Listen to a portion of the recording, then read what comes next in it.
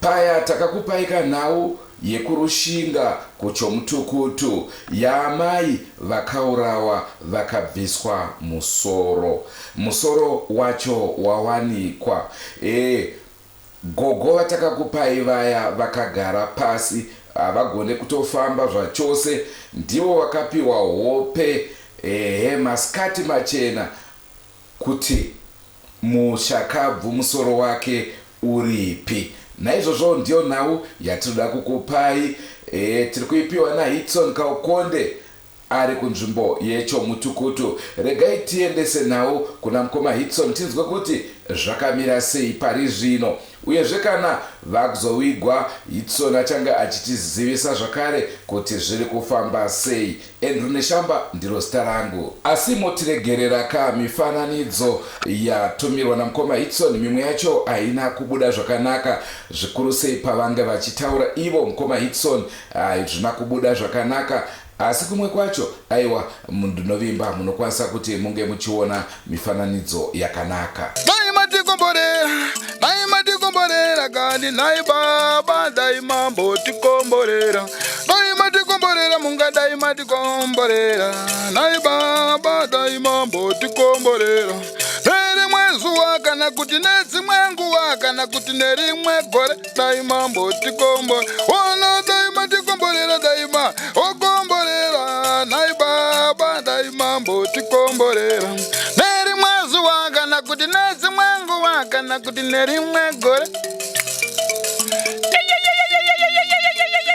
Pazuva mhuri yeZimbabwe, zita rangu ndiHitson Kaukonde. Tiri mumusha wechomutukutu kuya kwatakakupai nyaya mari mwezuro yemunhu akachekwa musoro ukashayika. Musoro nhasi akunzwa nyaya yemusoro wakawanika muchimbudzi. Regai ndikupei mhuri Gogo vachitaura marotero avakaita kuti musoro uwanike. Samazuva tiri kuizvidza kusapusa kuti Drumas Media taking you to another level. Kandi nai baba dai mambo tikomborera dai matikomborera munga dai matikomborera nai baba dai mambo tikomborera neri mwezuwa kana kuti nedzimwe nguwa kana kuti nerimwe gore dai mambo tikombora ona dai matikomborera dai ma okomborera nai baba dai mambo tikomborera neri mwezuwa kana kuti nedzimwe nguwa kana kuti nerimwe gore. Utuwanike musoro ndakarasa izvozvo zvandaita izvi ndakagara panapa ndachingokotsera ndakagara so ndakagara zvandiri ndichikotsera nyinzwa kupedza kasimba. Saka manje abu yangu akati nengiriki nayi korara ndikati zvekurara handisuri ndikati sei ndobva ndadai so ndasura apa ndakagara long time ndagara nguva ndakadaro. Zvino akazouya akauya munhu handina kuziva kuti ndiani hope kwangu kuratidzwa kwandikaitirwa evananzini vanalala kudai zvikanzi imi muri kuita sei mungotsvaga zvinhu mukuzvishaya endai uku kwaona mupini kumende makadai so mayambuka karikowa moenda uku motsvaga muchidai so motsvagira muchaita mukadai so ndokunu kwandiri koko ndakashamisika ndikati ndamuka bva ndapepuka ndikati kochii pandamuka ndikati hapana chandaenda kuonekii ndikati ndikamuka ndikati pate ndikati asikana muri kuziva here kuti munhu haazi kurefu. Zvikanzi sei? Ndikati inini kana ndichiti munhu haazi kurefu ndaratidzwa kuti endai makadai mukadai, asi munhu uyu haasi muri kufungidzira kuti akafukura achiisa muri kuva munhu anofanira akaiswa matoireti epapa asikana makatarisa here zvanzi akatariswa muzoro kwese kwese kuti akatarisa takananga vanhu vakaendekati pamwe wangu achimhanya ende munotarisa iko ndokwandaratidzwa chaizvo chaizvo chiratidzo chandaratidzwa zvikanzi alright vana vandu vanatuma vana vangu fomu asahiro wacho waenda vakasvika vatasa matoireti mairi yanga aripo vakaona pasina ndobva vazotasa toireti iyo vaona panzi panodomboso kutarisa kubva vaona magazi vanyatsa kuona kuti ichi chii ndobva vaona mumwe wanga achitisaga here ndobva vakundura sono nokamuti vaona kuti kujunga sono dzamunhu ndobva wasimuka vanza alright regai tichitarisa kutocha sono auni munhu bva vaona kuti shuwa kuti munhu waita sei vabuda munhu ngatichienda waakuuya kuno musikana vache mukuru ndopaakati wayafamba zvikanzi ndakudzoka ndakunyatsoona mushemushe kubva dzoka mwana uyu kubva asvika mukudongorera kudai kubva aona amai vacho vanga vakalara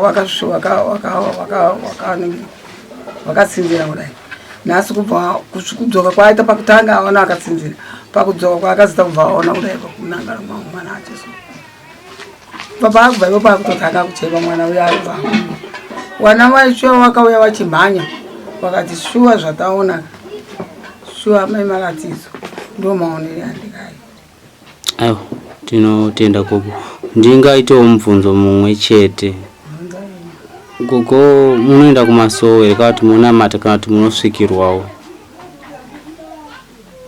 ini nongoratidzwa chete ndinenamata ndinonamata Roma alright asi kuratidzwa ndinoratidzwa alright mubvunzo umwe mubvunzo wechipiri nekurudziro kuti gogo pamwesa munyengeterawo zvakasimba tigone kuwana munhu akaita chiituko chakaipa kudai regai tipe gogo tivada kumboita munamato regai timbopinda pamunamato nguva doko mhuri yeZimbabwe tigone kusanganiswa neakaita chiituko chakaipa kudai gogo vachititungamira gogo nyengeterai zvenyu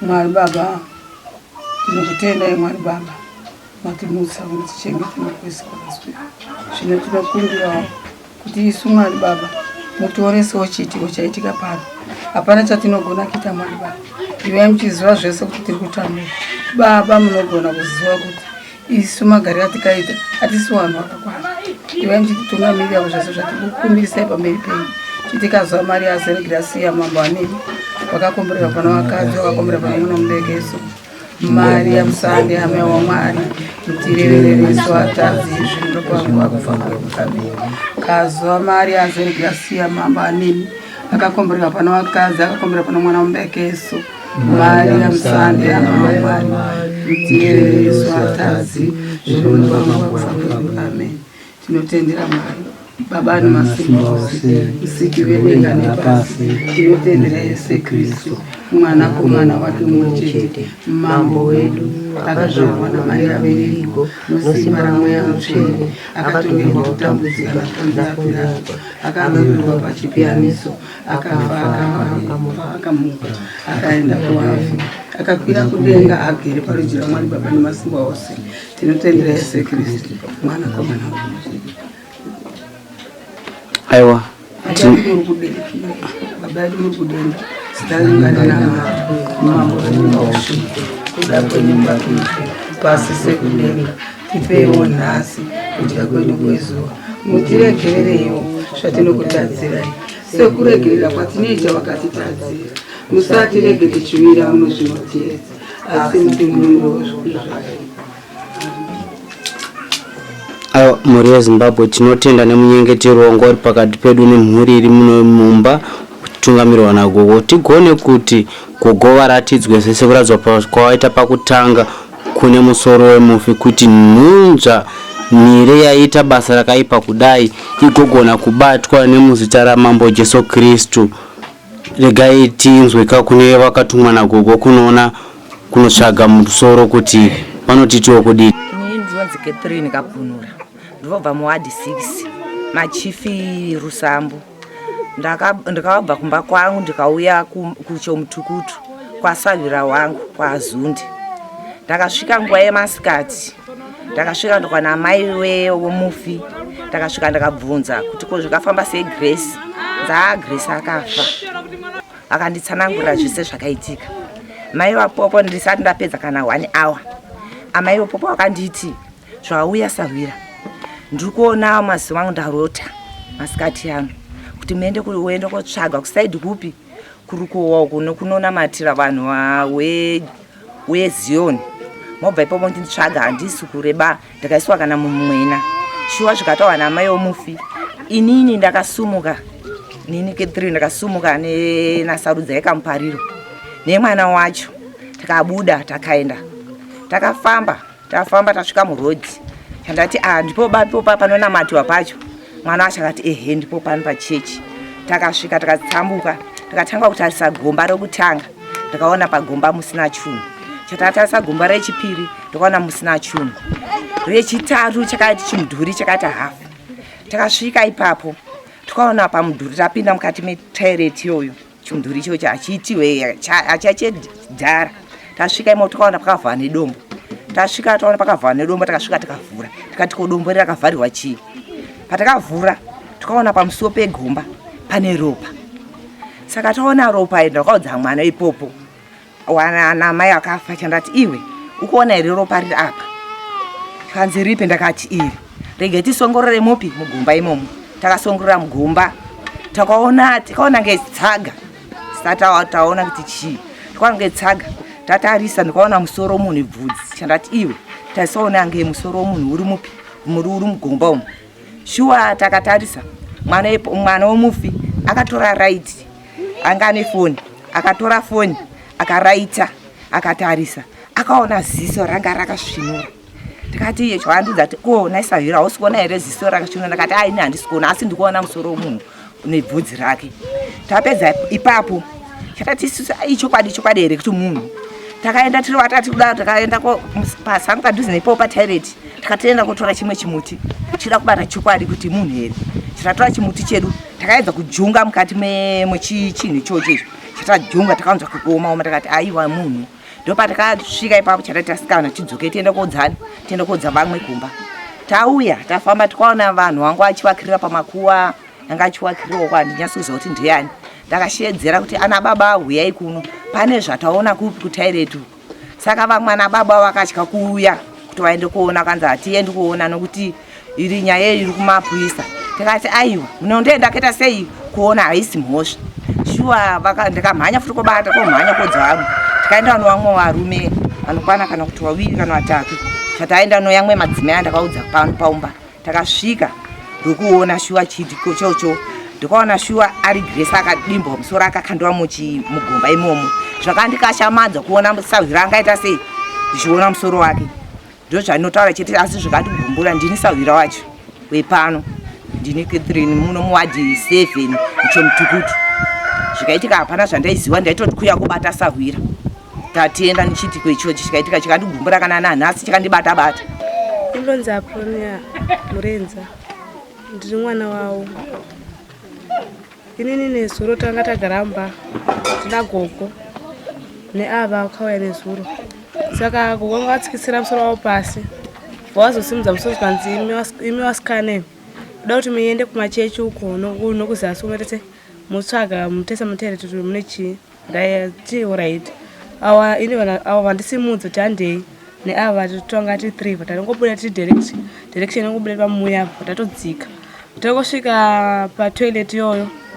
Tatakapinda muzvikomba hapa chatikaona. Ndatakapinda mutoilet ndini. Vandaona mukati mune cheblue. Ndati imwe muone chendaona pai. Chendaona mugomba. Abva yakutoona. Hanzi achichochi vanatora chichimuti. Ndimene tore chimuti ndione kuti ndijunge chipone ichi. Vandajunga kudai so. Vandajunga pasi ndajunga chakaomarara chinhu. Vandakuti ana abva yarowa. Ndotochema vandati ndisiyane nazvo. Ndopatati wakashedza bhomba. Nakudhenengu. Kanzi wemuone zvatese zvataona ndizvo here kana kuti hazvizi. Saka ava wacho abhomba watapopota chitobvunza imi mazviona sei ichi chifo. Saka wakati ima mundibvunze izvozvo. Saka pakudaro pakazoya kunoka kushedza vanhu kunoko. Inini vandasara vandadzokera futi kudongorera. Ndopa ndakaona ziso 1 rakasvinura. Aiwa Ndinotenda sisi. Tikasvikawo ndatana musoro ulipo nekumutairidzi akazvikora akasvika tati ichi chimutairidzi ichi ndata munhu amutairidzi wamunondiya munhu atachivanga muti autairidzi imomo kati musikana augara panapa handekuona ndasvika ndanawanza ndame vanga akutaka kuchema akulira mai akuchema uichemei uichema ndona olukatu olukala otobasise ichiye basise maki ukalime mutiteetimo. Alright, maita basi. Kanya yanga iri pakati pedu mhuri yeZimbabwe, chiitiko chemawanikwa wakaitwa musoro. Zveshuwa musoro wakawaniwa mugomba retoilet kwakanga kwataurwa nagogo. Hatina kukwanisa kubudisa chitora musoro nekuti tinoziva kuti mutemo wedu weZimbabwe hautenderi kuti chiitiko chakadai timhanye nemakamera titore panguva iyo mapurisa anenge ari panzvimbo. Hama mhuri yeZimbabwe, rambai minesu kusvika pakuradzikwa kwemutumbi wakanga wakamboshayikwa musoro. Tiri mudunhu reChomutukutu pakati mumusha pakati pemandendera nekauyu.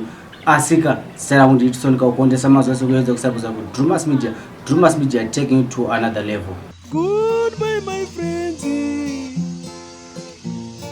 Goodbye my friends. Wakamboonana tichazoonana nerimwe zuva hama dzangu. Goodbye my friends. Goodbye my friends. Wakamboonana tichazoonana nerimwe zuva hama dzangu. Ini ndokwenda kubasa kwangu. Iwe makiwe mkaranga.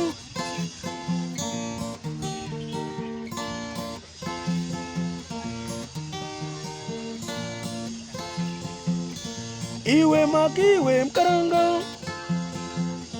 Iwe makiwe mkaranga.